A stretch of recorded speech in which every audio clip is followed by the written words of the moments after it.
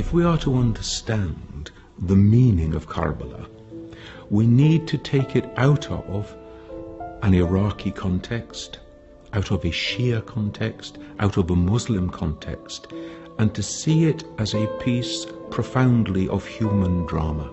As a community, we have a history.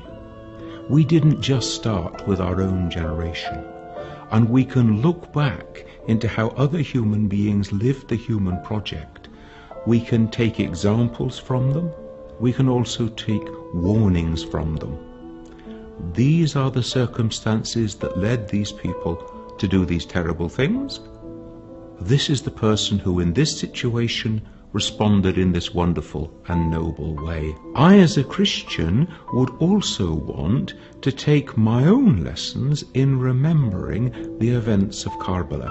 To understand the importance of Imam Hussein, we need to go back to the time of the Prophet himself, because the Prophet designates his successor as Ali to lead the community.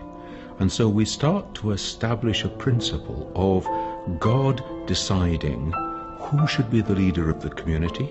Everybody accepts that Yazid is a very bad example of Muslim life, let alone of Muslim leadership.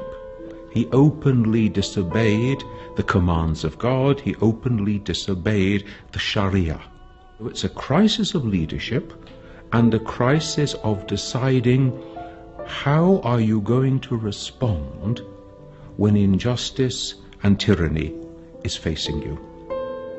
Now, we have here a hadith of Prophet Muhammad which enables us to get a sense of the importance of this. He says on one occasion, the greatest jihad is to speak the word of truth into the face of a tyrant. This is the highest challenge to any human being, to actually face down a tyrant and not give in. So this is what's going on in the mind of Hussein in Medina with his community, and he knows that in a very short period of time he is going to be faced with the demand to make an oath of allegiance to Yazid, who he knows to be a totally unworthy person to lead the community. Something dramatic has happened in the Muslim community at this stage. We're not even yet 50 years after the death of the Prophet, and we are about to see the Prophet's own grandson being massacred.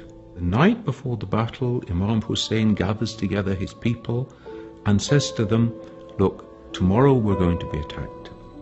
Please, it's me they want. Go away. Leave.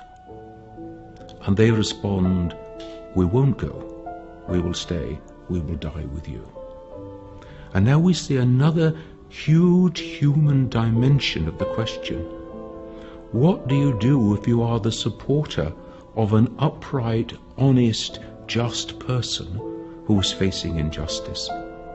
Do you stand with him, even at the cost of your own life? Or do you run to save yourself? Hussein dies in the desert. His followers are killed with him. These are, in the terms of the world, pretty insignificant acorns.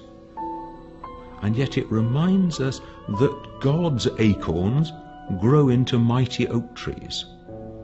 Because here we are 2,000 years after the time of Jesus, 1,400 years after the time of Hussein, and we remember them, and they are examples to us still, and their names live on in the lives of their followers in ways that they could not possibly have imagined. And it reminds us then, in our life of faith, what matters is not the impact that we have, how can we measure it, but how faithful are we to what God calls us to do and to plant, in the trust that the acorn that we plant today, however small it may be, in God's good grace and in God's good time, can grow into a mighty oak. This is the life of faith. We do not ask to see results now.